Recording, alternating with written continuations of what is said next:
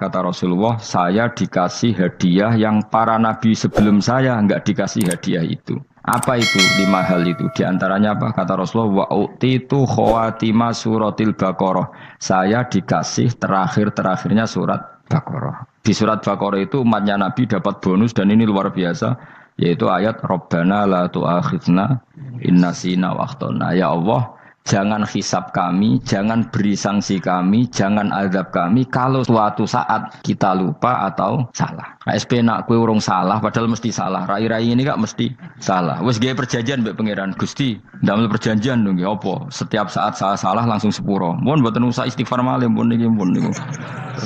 Terus deal, soalnya deal ini. Lah itu ngendikane Kanjeng Nabi senyum-senyum senenge ra karuan. Dan setiap itu dibaca oleh umatku, Allah sudah jawab qala na'am. Jadi Rabbana la tu'akhifna innasina aw akhtana. Terus qala Allah menjawab na'am. Terus Rabbana wa la tahmil alaina isron kama hamaltahu 'alal ladzina min qablina. Allah menjawab na'am sampai terakhir wa'fu anna, Allah jawab na'am. Bismillahirrahmanirrahim. Innahum sa'tamne wong akeh haula itu kesewete mengkono-mengkono wong kabeh bikori natima klan korene perkara badau kang sause iki. Kanu ana sapa wong akeh dzakila nalikane den ucapno lagu mare wong akeh. Maksudnya diajarkan disyariatkan apa syariat la ilaha illallah. La ilaha ora ana pangeran kang hak wujud, kang ora ana pangeran kang hak wujud. Nah cara iki kuno kang ora ana pangeran kang wajib disembah iku wujud illallah sause kecuali Allah. Mereka itu adalah orang-orang ketika dianjurkan untuk melafadzkan la ilaha illallah iku yastakbiruna iku sombong sapa wong akeh. Wa yaquluna lan ngucap sapa wong akeh inna latariku alihatina lisyairim majrun. Inna ana te kita latariku alihatina dadi wong sing ninggal pangeran kita. Fi hamzatihi iku tetep ing dalam hamzai aina mau te apa wae takut dama kang disi apa mangka terus niku kawingi lho tahqiqul hamzaten tasil terus idkhalu alifin. Lisa iren krono penyair majnun kang edan. Maksudnya masa kita meninggalkan ajaran leluhur hanya karena Muhammad, sing kata mereka itu syair yang majnun. Lisa iren kedua penyair majnun kang edan. Eli ajli qoli Muhammadin tegese krono muk nuruti omongane Muhammad. Ini jare wong kafir. Qala ta'ala bal jaa bil haqqi wa saddaqal mursalin. Bal jaa balik teko sapa Muhammad bil haqqi kelan barang sing hak kelawan barang sing nyata utawa kelan barang sing abadi.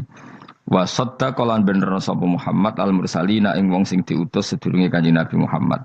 Iljaina tegese ingkang teka kabeh bi iklan hak. Wa wa haqqu alla ilaha illallah ana pangeran kang hak wujud illallah kecuali Allah.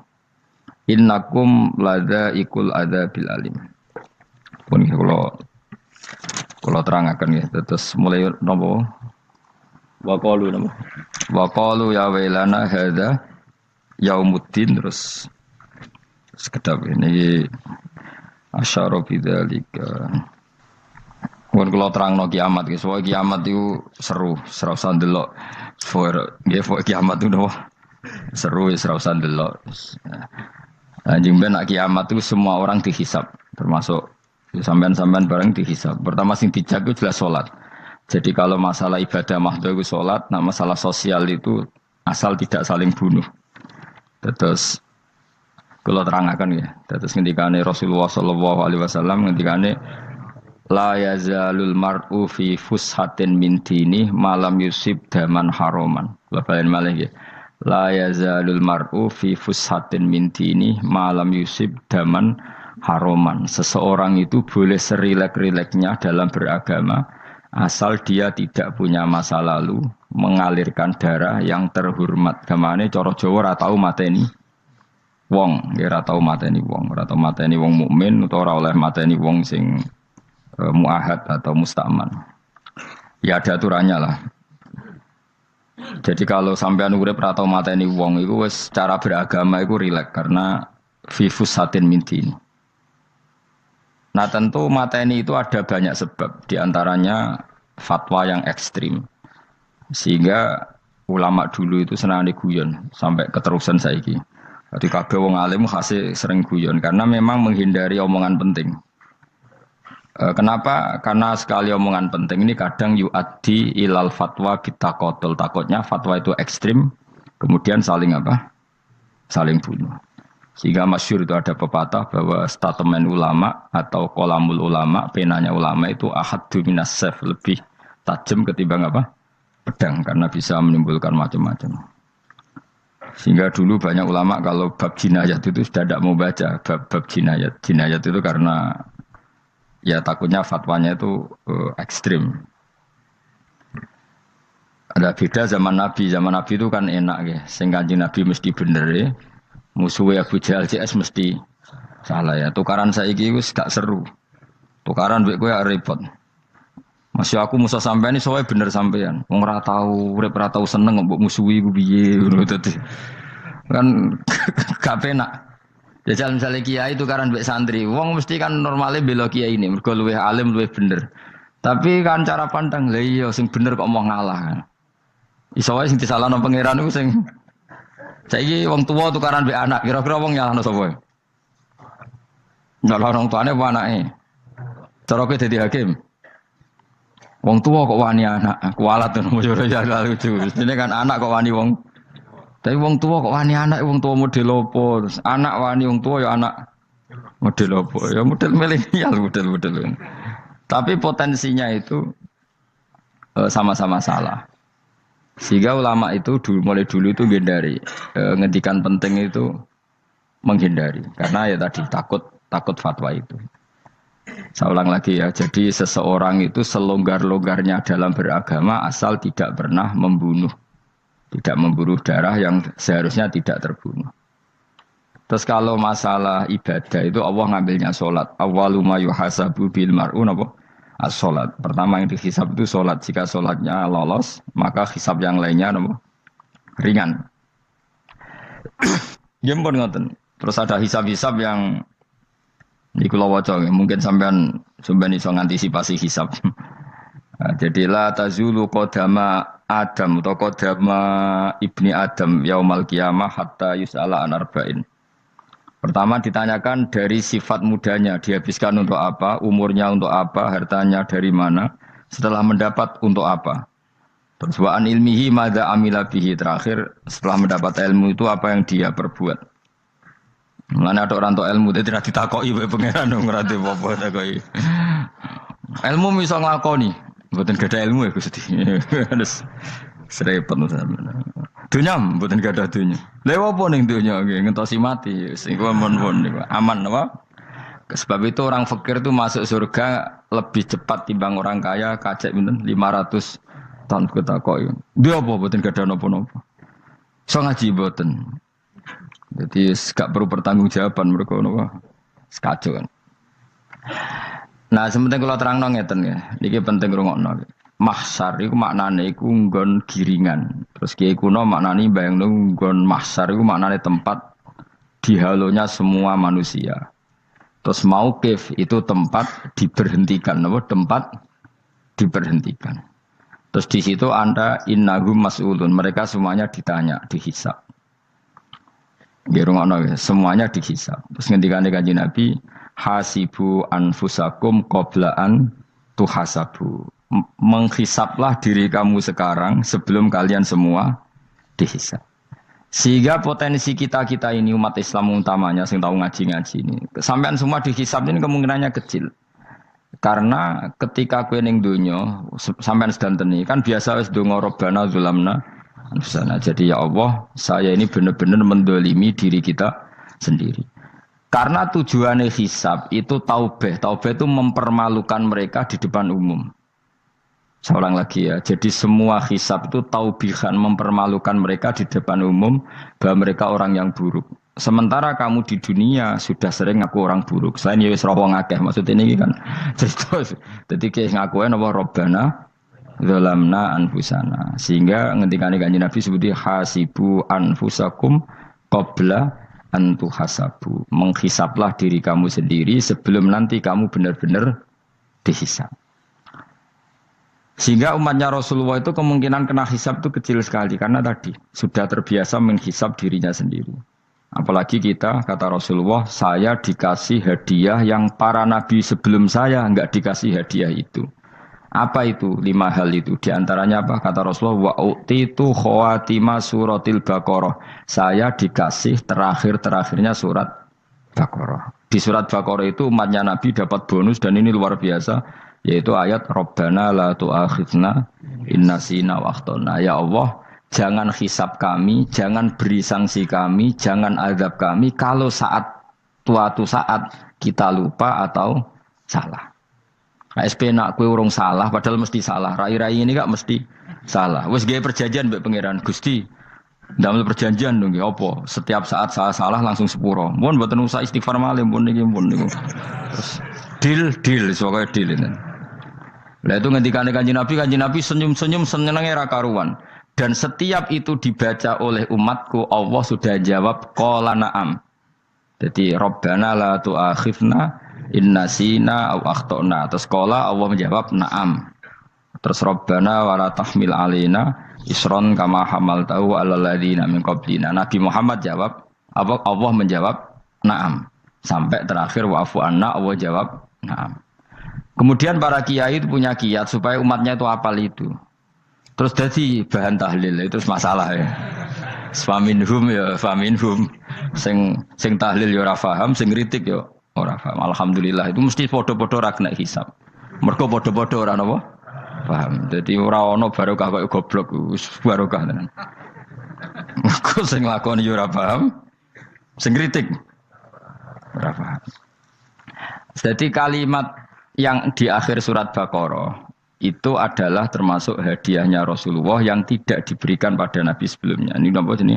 Utitu khawatima suratil Baqarah. Saya dikasih akhir surat Baqarah. Gini ku setiap doanya umat Nabi Allah jawab napa? Naam. Jadi ya Allah la tu'akhidna, jangan kasih sanksi kita inna sina au akhtana. Allah jawab naam. Itu satu. Terus kedua, umatnya Nabi itu kalau dosa itu tidak perlu prosedurnya harus istighfar. Banyak amalan yang menjadikan diampuni. Misalnya kafaratul majlis itu lafadznya agak istighfar. Subhanakallahumma bihamdik misalnya. Dan banyak imatatul adza anit thoriq.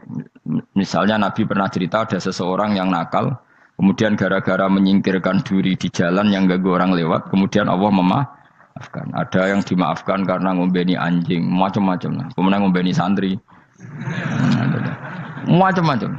Sehingga potensi kita dimaafkan itu tinggi sekali karena ada sekian amal yang itu menjadi sebab ridhanya Allah Taala. Malah kalau dalam dunia wali itu ada seorang wali mau ngarang kitab, kemudian tintanya itu diminum lalat, dia membiarkan tinta itu sampai lalatnya sampai kenyang, kemudian gara-gara itu dimaafkan oleh Allah Subhanahu Wa Taala. Banyak sekali. Sehingga potensi kita dimaafkan tinggi. Terus turus, dadi orang rasani wong enggak macam-macam lah. Iku ya insyaallah di sepuro pangeran. Dadi ana wali, dadi wali mergo kakean apa? Turu ditakoki, "Kenapa kowe kok turu wong wali? Mboten siap roh donya, Gusti." "Kenapa? Donya wis rusak tok, patok mboten roh, Gusti." Lah iku ya mari swarga napa? Ya swargane wong turu ya kira-kira tok. Tapi jadi umat Nabi itu luar biasa.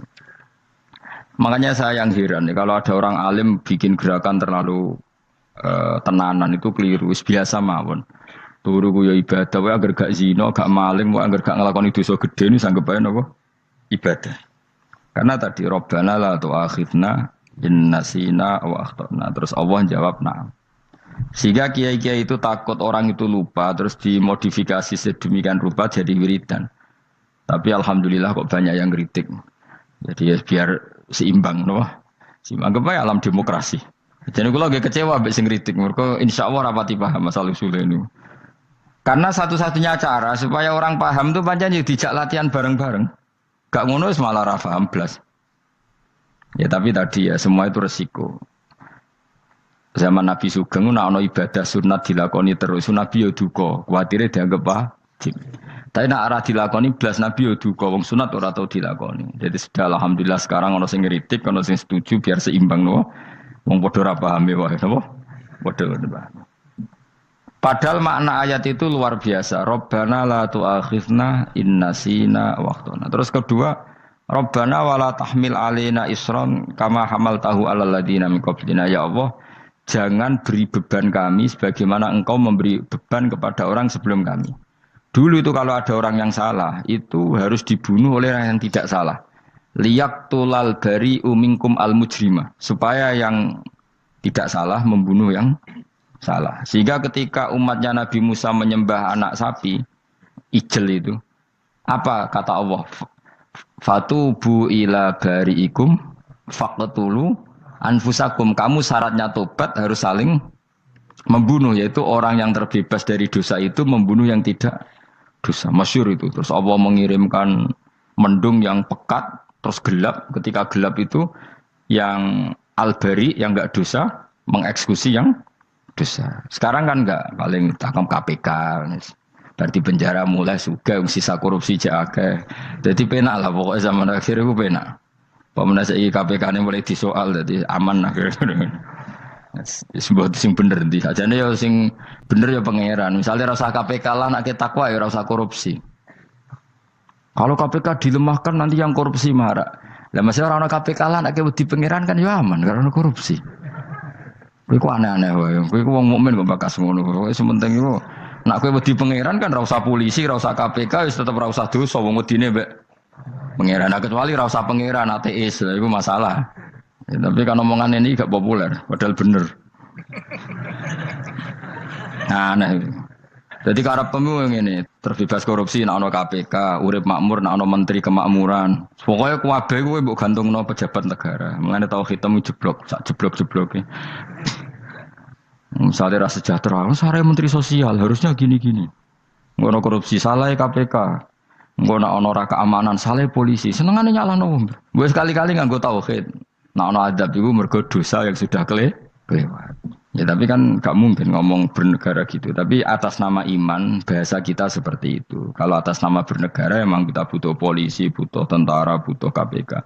Tapi atas nama iman ya tadi kalau kita diberi sanksi Allah itu rata-rata dari bima qaddamat yadaka itu pasti ada salah yang pernah Anda lakukan. Ya tapi sudahlah ini zaman sudah seperti ini. Anut umumnya wong akeh.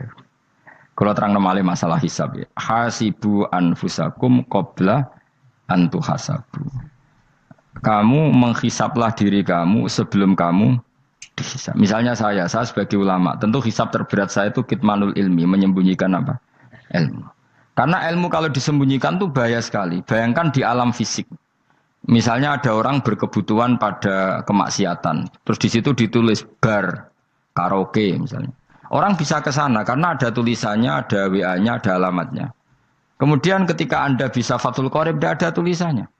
Harusnya Anda juga nulis ahli Fathul Qorib, ahli Fathul Mu'in. Nah, atau ahli Jaljalut tulis saja. Ahli Primbon. Enggak apa-apa tulis saja. Penerus Ronggo Warsito tulis saja. Zaman gendeng, arah melok gendeng, keduman, tulis saja. Tapi barokahnya tulisan itu kan orang bisa tahu. Makanya kenapa banyak orang sufi yang sudah menyembunyikan diri, wanaknya nakal-nakal. Karena dia disalahkan Allah, karena menyembunyikan ilmu. Saya itu orang yang senang tertutup, kecuali masalah ilmu. Saya mau mengajar terbuka seperti ini. Karena tadi, awal dari dikenalinya kemakrufan adalah dimaklumatkan. Awal dari dikenalinya keburukan juga karena dimaklumatkan. Betapa celakanya kalau kemungkaran dimaklumatkan sementara kebenaran tidak dimaklumatkan. Makanya Mbah Mun itu sampai berfatwa, Mbah Mun guru saya itu. Nak ono masjid ra ono menawarane Mbah Mun duka. Masjid kok ora ono menarane, wajib ono. Dulu saya iskal kenapa menara jadi wajib. Tapi setelah saya tambah angan-angan, secara fikih jelas tidak wajib. Tapi coba bayangkan, misalnya ada bar lampunya tinggi, orang dari jauh tahu itu bar. Sehingga kalau mau maksiat misalnya ingin ke sana. Sekarang misalnya masjid gak ada menara, ada orang ingin sholat, ada masjid tahu orang. Tapi baru kayak ada menaranya kan? Tahu. Intinya semua kebaikan itu harus dimanarohkan. Makanya manaroh itu dari kata nur. Dimenarakan, dari kata nur, dari kata dicahayakan, dimaklumatkan.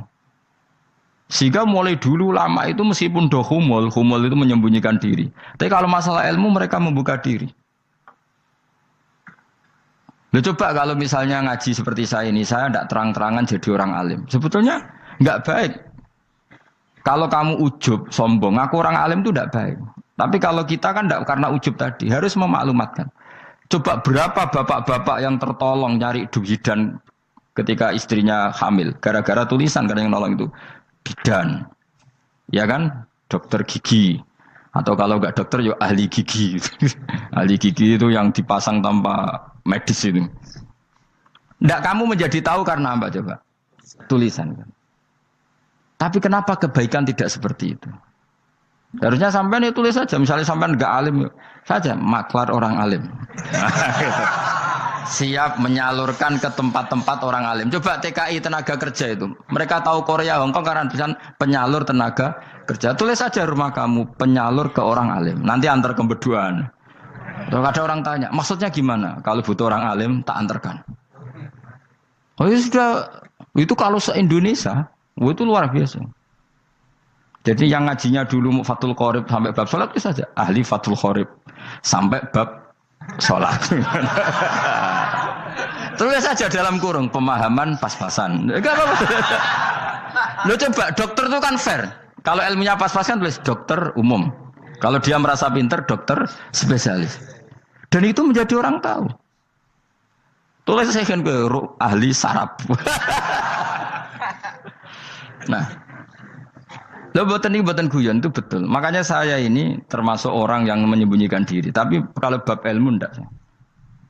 Sehingga nyun saya ada sombong banyak gus-gus alim yang ngaji saya Jamul Jame, ngaji Mahali. Padahal itu kitab tersulit di pondok.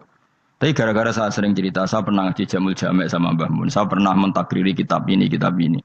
Nya banyak yang ngaji saya. Kalau tanpa itu kan mereka tidak tahu. Ya sama nggak apa-apa kalau menyaingi saya. Tulis saja di rumah kamu ahli Jamul Jame. Barang diparani ahli apa? Ahli jilid. Maksudnya kalau kitab kamu rusak bawa sini. Ya nggak apa-apa. Nah, sehingga syarat utama jadi nabi itu sebetulnya memaklumatkan din kiri. Ya saya ulang lagi. Pertama nabi jadi nabi syaratnya apa? Memaklumatkan. Sehingga pertama beliau jadi nabi naik gunung Sofa, kemudian ya maksara Quraisyin halummu ilayya, wahai orang Quraisy kesini. Terus Nabi mulai manggil satu-satu, ya Bani Abdi Amanaf kesini, ya Bani Fihir kesini. Terus saya ini adalah An-Nadhirul Mubin, saya sekarang diangkat jadi nabi. Terus Abu Lahab marah-marah, tabbannaka ya Muhammad alihada jama'tana. Muhammad kamu itu orang sial, kita enak-enakan tidur gara-gara kamu manggil kita datang, ternyata hanya untuk urusan seperti ini. Makanya terus ada tabbat yada abi labi watab. Tapi yang iman kemudian tanya, Muhammad kalau kamu setelah jadi nabi, misinya apa? Saya diutus Allah untuk kamu menyembah Allah, tidak boleh menyekutukan Allah. Dan Allah memerintahkan kamu afaf. Afaf itu meninggalkan zina, meninggalkan maling, gini-gini. Coba kalau nabi tidak memaklumatkan diri, jadi nabi sekelunak-kelunus. Ketemu wong monggo nggih. Ada tembu dia nggih. Sengerti nak nabi ku sapa? Sehingga orang-orang yang humul, yang menyembunyikan diri itu di bab ulama masalah besar itu. Karena ciri utama dosa adalah kitmanul ilm. Makanya Nabi sidik amanat tabligh fatona. Tabligh itu lawan katanya apa? Kitman. Makanya saya ngaji di mana-mana. Saya di Jakarta ngaji, di sini ngaji, di Pasuruan ngaji. Harus dimaklumatkan ilmu. Dan kalau ada orang tanya ya tak jawab. Saya itu kitab yang paling aneh di pesantren. Misalnya yang mulai aneh lah. Gak Jamul Jame. Saya sampai sekarang masih ngajar Jamul Jame. Kitab yang aneh. Macane lagi roh judulnya pusing. Jamul Jawame. Kumpulane pira-pira kumpulan. Jadi ilmu apa ae ana ning kono. Sing gak ana ilmu dukun, mboten enten. Ilmu carane bodoni ya ora ana. Ning kono mau carane mlebu swarga tok.